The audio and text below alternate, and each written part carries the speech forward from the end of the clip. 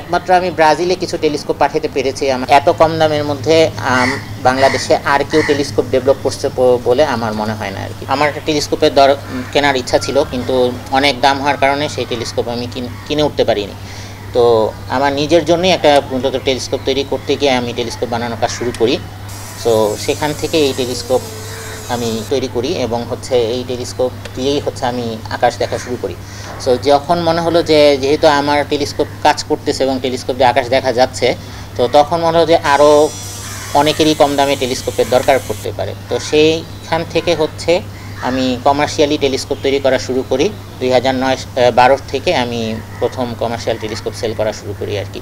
So telescope, microscope, monocular এই ধরনের জিনিসগুলো আমি এখানে ডেভেলপ করি। আমাদের এখানে টেলিস্কোপ তৈরি হয় না বা কোনোখানে প্রডিউস করা এখন পর্যন্ত শুরু হয়নি আর কি।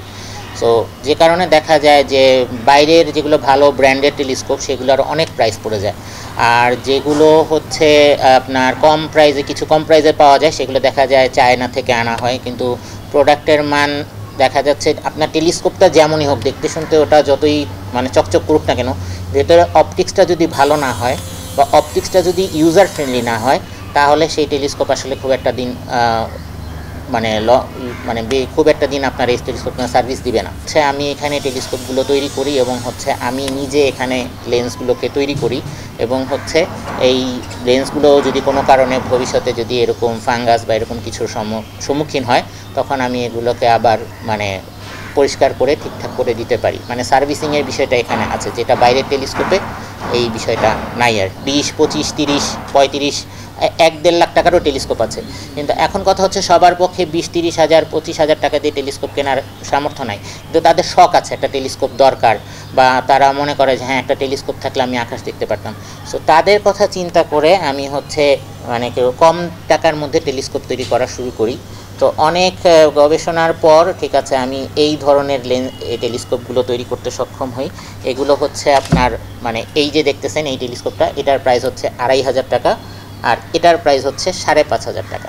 এটা 1000 টাকা এটার প্রাইস, ঠিক আছে, সেলিং প্রাইস 1000 টাকা। সো এই এত কম দামের মধ্যে বাংলাদেশে আর কেউ টেলিস্কোপ ডেভেলপ করছে বলে আমার মনে হয় না আর কি। ন্যূনতম একটা কি বলবো লাভ রেখে আমি টেলিস্কোপগুলো সেল করি। মূলত আমার টার্গেট যাতে করে মানুষ কম টাকার মধ্যে একটা টেলিস্কোপ নিতে পারে, এবং কথা যে অনেকেই অনেক দামি দামি টেলিস্কোপ দিয়ে আকাশ দেখা শুরু করতে চায়। তো অত দামি টেলিস্কোপ দিয়ে আসলে আকাশ দেখা শুরু করার দরকার নেই, কম দামি টেলিস্কোপ দিয়ে আগে আপনি শুরু করবেন, তারপরে যখন মনে হবে যে হ্যাঁ আপনার টেলিস্কোপটা আপনার আরও পাওয়ারফুল টেলিস্কোপ দরকার, তখন আপনি আরও পাওয়ারফুল টেলিস্কোপে যাবেন। দেখা গেল যে এই টেলিস্কোপগুলো ডেভেলপ করার জন্য যে টাকা ফান্ডিংয়ের দরকার, এই ফান্ডিংগুলো আমরা আসলে কোনোখান থেকে সেলফ ফান্ডিং দিয়ে কাজগুলো করতে হয়, ঠিক আছে।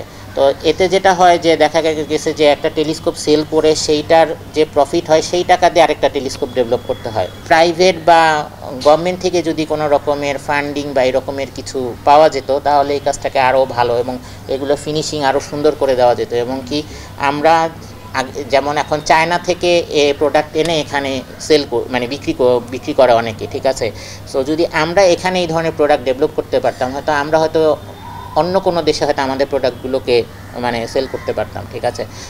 আমার তৈরি করা টেলিস্কোপ ব্রাজিলে কিছু গিয়েছে এবং তারা সেটা দিয়ে আকাশ দেখে প্রায়, ঠিক আছে। আমার কাছে মাঝে মধ্যে ছবি আসে।